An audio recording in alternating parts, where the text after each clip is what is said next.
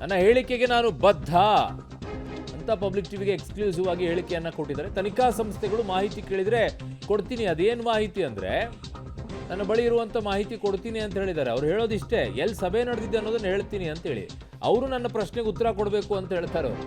ಚೆನ್ನಾಗಿದೆ. ಯಾರು ತನಿಖಾಧಿಕಾರಿಗಳು ಬರ್ತಾರೆ ಅವರು ಕೂಡ ಇವರೊಂದಿಷ್ಟು ಪ್ರಶ್ನೆ ಇದೆ ಅಂತೆ, ಅವರು ತನಿಖಾಧಿಕಾರಿಗಳು ಉತ್ತರ ಕೊಡಬೇಕಂತೆ. ಚೆನ್ನಾಗಿದೆ. ತನಿಖಾಧಿಕಾರಿಗಳು ಇವ್ರ ಬಗ್ಗೆ ಮಾಹಿತಿ ಪಡ್ಕೊಳ್ಳೋಕೆ ಬಂದರೆ ಅವರು ಒಂದಿಷ್ಟು ಉತ್ತರವನ್ನು ಇವ್ರಿಗೆ ಕೊಡಬೇಕಂತೆ. ಇದು ಒಬ್ಬ ವಿಧಾನ ಪರಿಷತ್ನ ಸದಸ್ಯರು. ರಾಮ ಮಂದಿರ ಉದ್ಘಾಟನೆಯ ಹೊಸದಲ್ಲಿ ಸಾಕಷ್ಟು ವಿಚಾರಗಳಲ್ಲಿ ಬೇರೆ ಬೇರೆ ಅಭಿಪ್ರಾಯಗಳು ವ್ಯಕ್ತವಾಗ್ತಿದೆ. ಇವತ್ತು ಕಾಂಗ್ರೆಸ್ನ ಹಿರಿಯ ನಾಯಕರು ಕೂಡ ಆಗಿರ್ತಕ್ಕಂಥ ಬಿ ಕೆ ಹರಿಪ್ರಸಾದ್ ಅವರು ಕೆಲವು ವಿಚಾರಗಳನ್ನ ಹೇಳಿದರೆ ಆ ವಿಚಾರಗಳ ಬಗ್ಗೆ ಮಾತಾಡಲಿಕ್ಕೆ ಖುದ್ದಾಗಿ ಅವರೇ ಕೂಡ ನಮ್ಮೊಂದಿಗಿದ್ದಾರೆ. ಸರ್, ಮೊದಲನೇದಾಗಿ ಸರ್, ರಾಮ ಮಂದಿರದ ವಿಚಾರದಲ್ಲಿ ತಾವು ಹೇಳ್ತಾ ಇರುವಂಥದ್ದು ಇದು ರಾಜಕೀಯ ಪ್ರೇರಿತವಾಗಿದೆ, ಧಾರ್ಮಿಕವಾಗಿ ಇಲ್ಲ ಅಂತ. ಯಾವ ಕಾರಣಕ್ಕೆ ಆ ಮಾತನ್ನು ಹೇಳ್ತಾ ಇದ್ದೀರಿ? ಈಗ ಧಾರ್ಮಿಕ ಹಿಂದೂ ಧರ್ಮದ ಧಾರ್ಮಿಕ ಕಾರ್ಯಕ್ರಮ ಆದರೆ ಧಾರ್ಮಿಕ ಗುರುಗಳು ಇದನ್ನು ಉದ್ಘಾಟನೆ ಆಗಲಿ ಪ್ರತಿಷ್ಠಾಪನೆ ಆಗಲಿ ಮಾಡ್ತಕ್ಕಂಥದ್ದು. ಇದರಲ್ಲಿ ಯಾರೇ ಧಾರ್ಮಿಕ ಗುರುಗಳು ಕಾಣ್ತಾ ಇಲ್ಲ, ವಿಶ್ವಗುರು ಕಾಣ್ತಾ ಇದ್ದಾರೆ. ವಿಶ್ವಗುರು ಕಾಣುವಾಗ ಇದು ಕೇವಲ ರಾಜಕೀಯ ಪ್ರೇರಿತ ಕಾರ್ಯಕ್ರಮವೇ ವಿನಃ ಧಾರ್ಮಿಕ ಕಾರ್ಯಕ್ರಮ ಅಲ್ಲ. ಕೆಲವು ಧಾರ್ಮಿಕ ಗುರುಗಳು ಸಹ ಇದನ್ನು ಅವರ ಒಂದು ವ್ಯಕ್ತಪಡಿಸಿದ್ದಾರೆ ಅವರ ಅಭಿಪ್ರಾಯಗಳನ್ನು. ಇದು ಅಪೂರ್ಣವಾಗಿರ್ತಕ್ಕಂಥ ದೇವಸ್ಥಾನ, ಇದನ್ನು ಉದ್ಘಾಟನೆ ಮಾಡ್ತಕ್ಕಂಥದ್ದು ಸರಿಯಲ್ಲ ಅಂತ ಹೇಳಿದ್ರೂ ಸಹ ಇವರು ರಾಜಕೀಯವಾಗಿ ಮಾಡ್ತಕ್ಕಂಥದ್ದು ಇವ್ರದ್ದು ಕೆಲಸ. ಆದ್ದರಿಂದ ಇದು ಧಾರ್ಮಿಕ ಕಾರ್ಯಕ್ರಮ ಅಲ್ಲ, ಇದು ರಾಜಕೀಯ ಪ್ರೇರಿತ ಕಾರ್ಯಕ್ರಮ ಆಗಿರೋದ್ರಿಂದ ಜನಸಾಮಾನ್ಯರು ಯೋಚನೆ ಮಾಡಬೇಕು. ಗೋಧ್ರಾ ಮಾದರಿಯಲ್ಲಿ ಘಟನೆ ನಡೆಯುತ್ತೆ, ಗೋಧ್ರಾ ಹತ್ಯಾಕಾಂಡದ ಮಾದರಿಯಲ್ಲಿ ಅಯೋಧ್ಯೆಗೆ ಹೋಗುವಂತಹ ಭಕ್ತರಿಗೆ ರಕ್ಷಣೆ ಕೊಡಬೇಕು ಅಂತ ಮಾತು ಹೇಳಿದ್ರಿ. ಏನು ಸರ್, ನಿಮ್ಗೆ ಏನು ಮಾಹಿತಿ ಇದೆ ಅದ್ರ ಬಗ್ಗೆ? ಮಾಹಿತಿ ಅಲ್ಲ, ನೀವು ಭಾರತೀಯ ಜನತಾ ಪಾರ್ಟಿ ಇತಿಹಾಸವನ್ನು ನೋಡಿದಾಗ ಅಯೋಧ್ಯೆಯಿಂದ ವಾಪಸ್ ಬಂತಕ್ಕಂಥ ಕಾರ್ಸೇವಕರಿಗೆ ಮಧ್ಯಪ್ರದೇಶ, ಮಹಾರಾಷ್ಟ್ರ, ಉತ್ತರ ಪ್ರದೇಶದಲ್ಲಿ ಏನೂ ಆಗಲ್ಲ. ಗುಜರಾತಲ್ಲಿ ಅದು ನಡೆದಿರತಕ್ಕಂಥ ಘಟನೆ ಎಲ್ಲರೂ ಸಹ ನೋಡಿದ್ದೀವಿ. 56 ಜನ ಪ್ರಾಣ ಕಳ್ಕೊಂಡ್ರು. ಆ ರೀತಿ ಘಟನೆಗಳಾಗಬಾರ್ದು. ಯಾಕಂದರೆ ಮಧ್ಯಪ್ರದೇಶದ ಮುಖ್ಯಮಂತ್ರಿನೂ ಕಾರ್ಸೇವಕನೇ, ರಾಜಸ್ಥಾನದ ಮುಖ್ಯಮಂತ್ರಿನೂ ಕಾರ್ಸೇವಕನೇ, ಆದ್ದರಿಂದ ಉತ್ತರ ಪ್ರದೇಶ ಮುಖ್ಯಮಂತ್ರಿ ಯಾರು ಅಂತ ನಿಮಗೆಲ್ರಿಗೂ ಸಹ ಗೊತ್ತಿದೆ. ಆದ್ದರಿಂದ ಜನಸಾಮಾನ್ಯರಿಗೆ ತೊಂದರೆ ಆಗದೇ ಇರೋ ರೀತಿಯಲ್ಲಿ ಇವರು ರಾಜಕೀಯ ಲಾಭಕ್ಕೋಸ್ಕರ ಏನಾದರೂ ಮಾಡ್ಬೋದು. ಅದಕ್ಕೋಸ್ಕರ ಎಲ್ಲ ಸರ್ಕಾರದವರು ಸಹ ಮುನ್ನೆಚ್ಚರಿಕೆ ಕ್ರಮ ತೆಗೆದುಕೊಂಡು ಎಲ್ಲರಿಗೂ ಸಹ ರಕ್ಷಣೆ ಕೊಡ್ತಕ್ಕಂಥ ಕೆಲಸ ಆಗಬೇಕು. ಸರ್, ಇಂಥ ಒಂದು ಘಟನೆ ನಡೆಯಬಹುದು ಅನ್ನುವಂಥ ಮಾಹಿತಿ ನಿಮ್ಗೆ ಖಚಿತತೆ ಏನು ಸರ್ ಅದ್ರದ್ದು? ಮಾಹಿತಿ ಖಚಿತತೆಯ ಪ್ರಶ್ನೆ ಅಲ್ಲ. ನೀವು ಭಾರತೀಯ ಜನತಾ ಪಾರ್ಟಿಯ ಇತಿಹಾಸವನ್ನು ನೋಡಿ. ಭಾರತೀಯ ಜನತಾ ಪಾರ್ಟಿ ಇತಿಹಾಸ ನೋಡಿದಾಗ ಇಂಥ ಕುಕೃತ್ಯಗಳಿಗೆಲ್ಲ ಅವರು ಹೆಸರುವಾಸಿ. ಆದ್ದರಿಂದ ಇಂಥ ದುರ್ಘಟನೆ ಆಗೋದಕ್ಕಿಂತ ಮೊದಲೇ ಮುನ್ನೆಚ್ಚರಿಕೆ ಕ್ರಮ ತೆಗೆದುಕೊಳ್ಬೇಕು ಅಂತೇಳಿ ನಾನು ಒತ್ತಾಯ ಮಾಡ್ತೇನೆ. ಬೇರೆ ಯಾವ ಘಟನೆ ಸರ್ ಅದೇ ರೀತಿ ಅಂತ?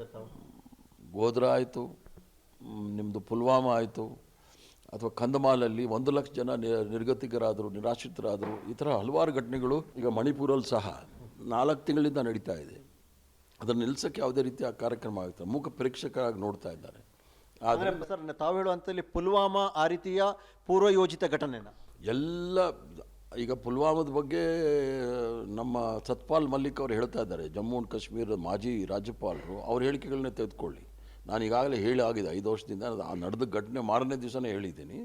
ಆದ್ದರಿಂದ ಸತ್ಪಾಲ್ ಮಲ್ಲಿಕ್ ಏನು ಹೇಳಿದ್ದಾರೆ ಅದನ್ನು ಇವರು ಗಮನದಲ್ಲಿಟ್ಕೊಳ್ಬೇಕು. ಪುಲ್ವಾಮಾ ಏನಾಯಿತು ಅಂಥೇಳಿ, ಗೋಧ್ರಾ ಏನಾಯಿತು ಅಂತ ಎಲ್ರಿಗೂ ಗೊತ್ತು, ಕಂದಮಾಲ್ ಏನಾಯಿತು ಅಂತ ಗೊತ್ತು.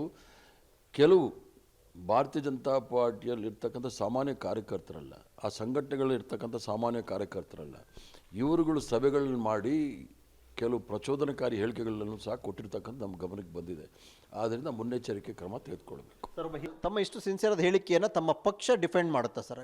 ಇದು ಪಕ್ಷದ ಹೇಳಿಕೆ ಅಲ್ಲ, ಇದು ನನ್ನ ವೈಯಕ್ತಿಕವಾದ ಹೇಳಿಕೆ. ಭಾಳ ಸ್ಪಷ್ಟವಾಗಿ ಹೇಳಿದ್ದೀನಿ. ನಾನೇನು ಹೇಳಿದ್ದೀನಿ ಇವತ್ತು ಎಲ್ಲವೂ ಸಹ ನನ್ನ ವೈಯಕ್ತಿಕವಾದ ಹೇಳಿಕೆ, ಪಕ್ಷದ ಹೇಳಿಕೆ ಪಕ್ಷದವ್ರು ಹೇಳಬೇಕಾಗುತ್ತೆ. ಮುಖ್ಯಮಂತ್ರಿಗಳು ರಿಯಾಕ್ಟ್ ಮಾಡಿದ್ದಾರೆ ಸರ್ ತಮ್ಮ ಹೇಳಿಕೆಗೆ.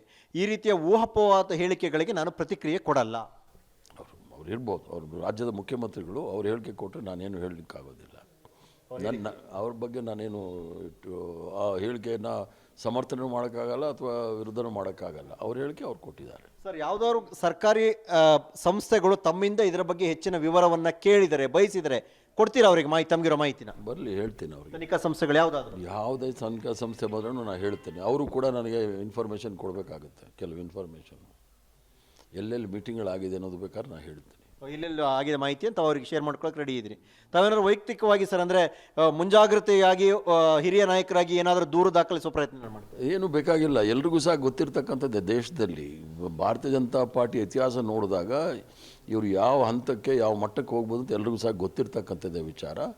ಅಮಾಯಕರಿಗೆ ಏನು ತೊಂದರೆ ಆಗಬಾರ್ದು ಅನ್ನೋ ದೃಷ್ಟಿ ಇಟ್ಕೊಂಡು ನಾನು ಹೇಳಿರ್ತಕ್ಕಂಥ ಸರ್ ಅಂತ ಒಂದು ಘಟನೆ ನಡೆಯುತ್ತೆ ಅನ್ನೋ ಆತಂಕ ಭಯ ನಿಮ್ಮಲ್ಲಿದೆ. ಆತಂಕ ಅವ್ರ ಭಾರತೀಯ ಜನತಾ ಪಾರ್ಟಿ ಇತಿಹಾಸ ನೋಡಿದಾಗ ಅದು ಆತಂಕ ಇರಲೇಬೇಕಾಗುತ್ತೆ.